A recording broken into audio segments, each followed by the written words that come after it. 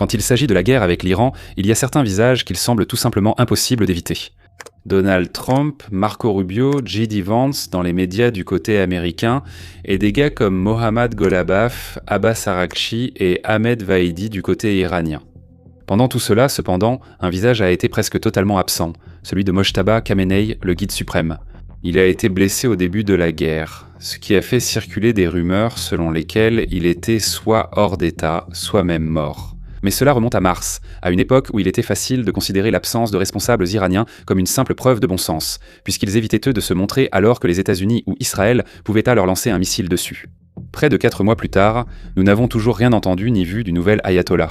Aucun enregistrement audio, aucune photo, et certainement pas de véritable vidéo. À ce stade, la question doit être posée.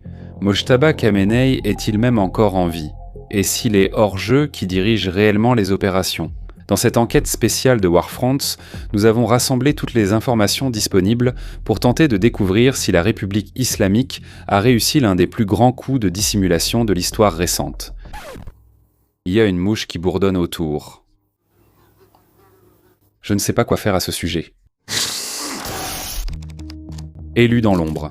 Le 28 février de cette année, la première salve de la campagne conjointe américano-israélienne a tué le guide suprême de longue date de l'Iran, Ali Khamenei. Éliminer le chef d'État dans n'importe quel pays est un événement majeur, mais c'est particulièrement vrai lorsqu'il s'agit de la République islamique d'Iran. L'ayatollah est à la tête des forces armées, dispose d'un droit de veto sur pratiquement tout ce que fait le gouvernement, tant en politique étrangère qu'intérieure, et si le président élu pose trop de problèmes, le guide suprême peut simplement le révoquer. Il est l'une des figures les plus influentes de l'islam chiite, ce qui lui donne un poids théologique majeur en Iran et dans le monde. Donc oui, c'était vraiment un événement majeur lorsqu'il a été déclaré mort. Khomeini n'était cependant pas seul lors de cette attaque. Son fils Mojtaba, longtemps pressenti pour succéder au guide suprême vieillissant, était avec lui dans le complexe et aurait été blessé, sans que la gravité soit immédiatement claire, ce qui alimente le mystère actuel. Nous savons qu'il était là grâce à une bande audio ayant fuité, attribuée à un responsable du bureau de l'aîné Khamenei et publiée dans le Télégraphe, décrivant Mojtaba sortant dans la cour de la résidence de son père juste avant l'impact. On peut parler de timing, n'est-ce pas? S'il n'était pas sorti, il aurait sûrement été tué dans la frappe, car tous ceux à l'intérieur, dont son père, sa femme et un de ses enfants, ont été tués sur le coup.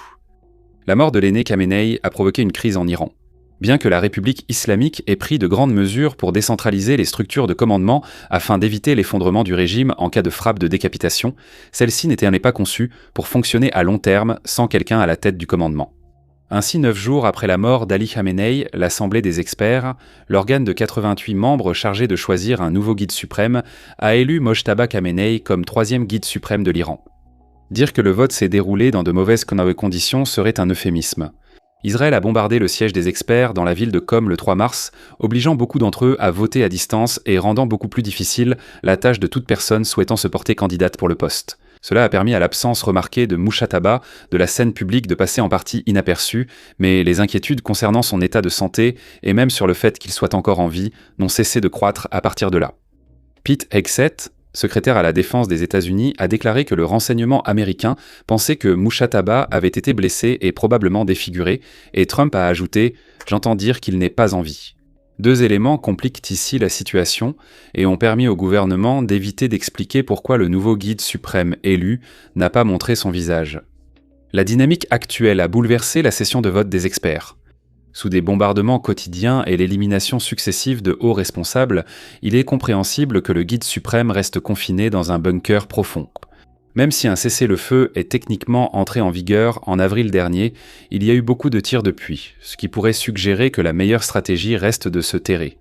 La deuxième raison est que, d'après les rapports iraniens, ses blessures l'ont rendu au moins partiellement incapable d'exercer ses fonctions.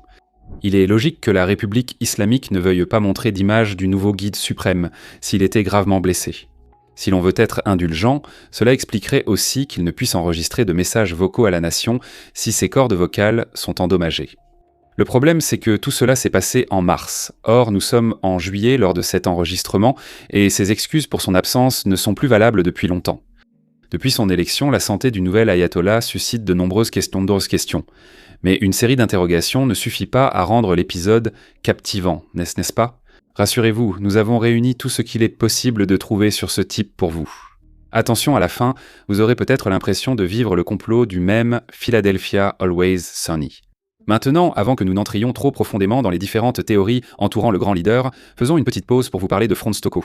Frontstoko est notre site d'abonnement pour les personnes qui aiment aller plus loin et devenir un peu plus pointues que ce que nous avons le temps de faire ici sur la chaîne principale. Chaque semaine, nous publions 2 vidéos exclusives, ainsi que 3 articles écrits par de véritables experts qui plongent en profondeur dans les conflits qui façonnent votre monde.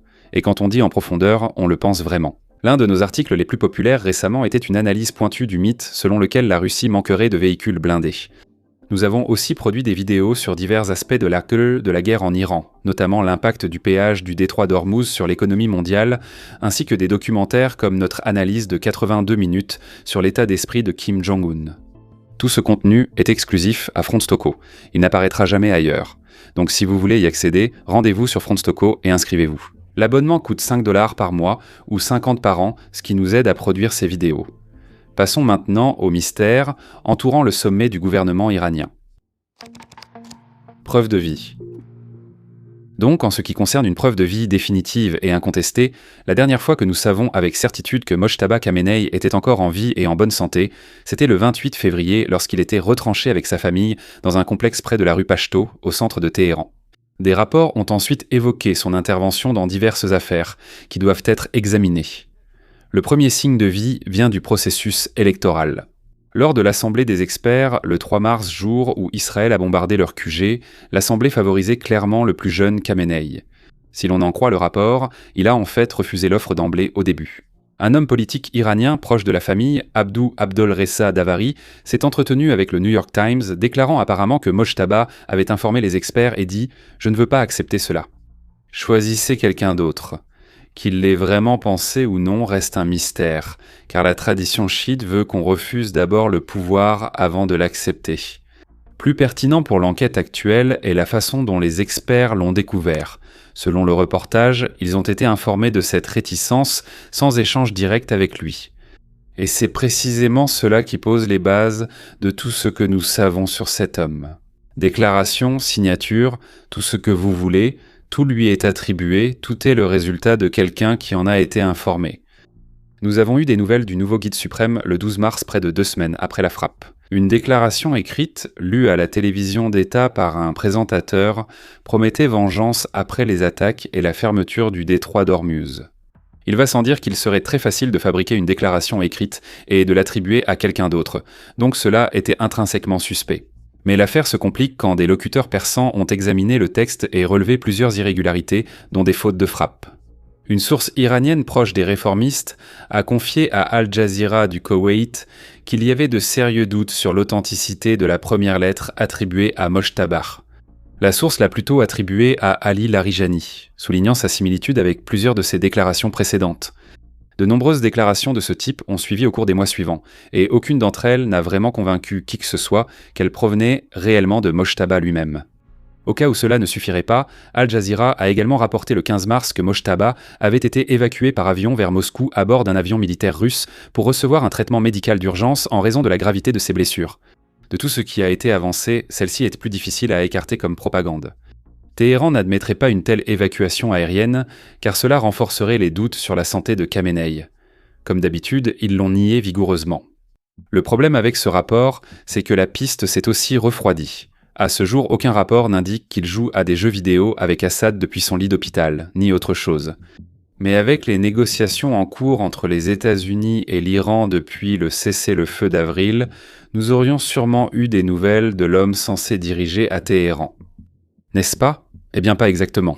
L'Iran a affirmé que Khamenei jouait un certain rôle dans le processus de négociation, mais si vous ne l'aviez pas encore deviné, l'information a été transmise par la chaîne de commandement des gardiens de la Révolution. Le cessez-le-feu d'avril, ainsi que le mémorandum d'accord plus récent avec les États-Unis, auraient tous deux reçu la bénédiction du guide suprême, et le secrétaire d'État Marco Rubio a déclaré qu'il semblait commencer à jouer un rôle plus actif dans les affaires. Même Rubio a reconnu que tout passait par des tiers, nous ramenant à la case départ. Donc si la partie internationale était en impasse, la partie intérieure iranienne offrira sûrement de meilleures perspectives.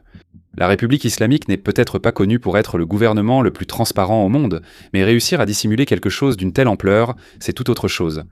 Pour être juste sur la scène intérieure, il existe certains cas où il semblerait que ceux qui pensent que Mujtaba est mort pourraient non complètement se tromper.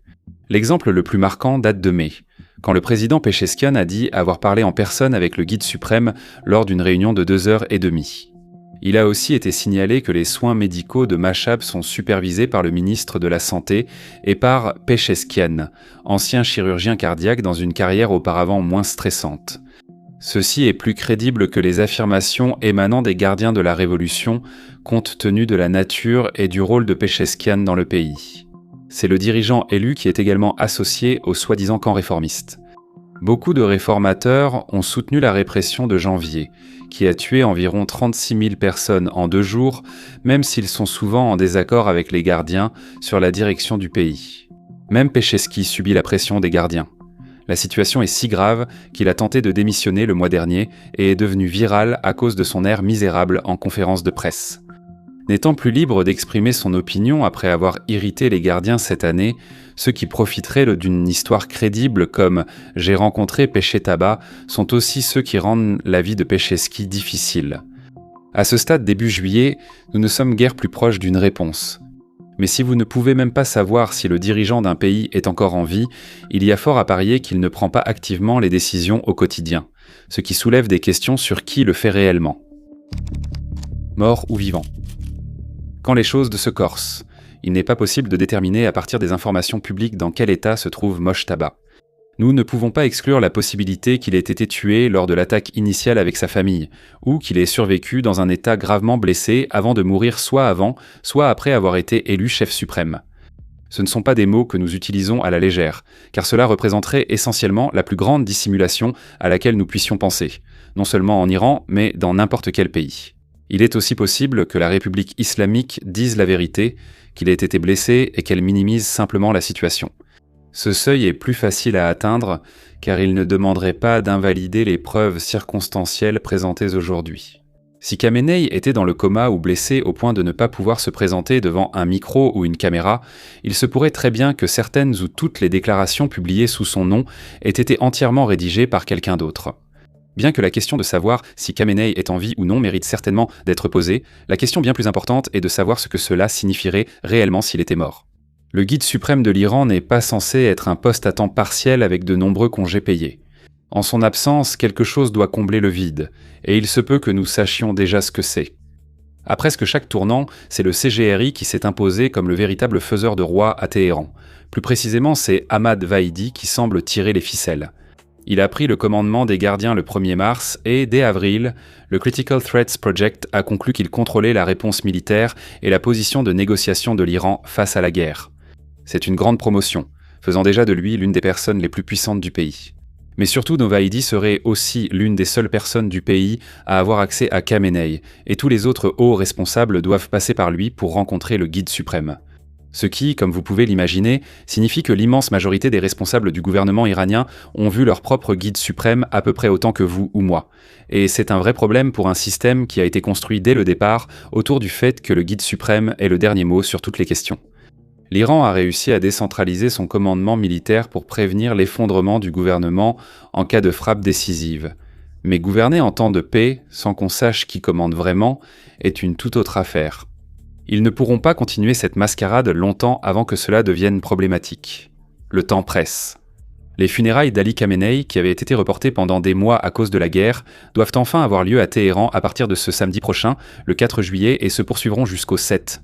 Ce seront les plus grandes funérailles nationales du pays, avec des millions de personnes attendues dans toutes les villes, certaines venues par soutien sincère, d'autres sous l'impulsion de l'État, voulant afficher la solidarité envers leurs défunts dirigeants, Sassat. Si Mojtaba ne se présente pas à cela et se contente de publier une déclaration écrite du type « C'est nul, mon père étant mort, mort à l'Amérique », alors il deviendrait encore plus probable que la théorie du complot soit vraie. Qu'il n'y a pas d'ayatollah vivant, ou du moins conscient, à la tête de la République islamique. Et cela aurait toutes sortes de conséquences dramatiques. Merci de regarder.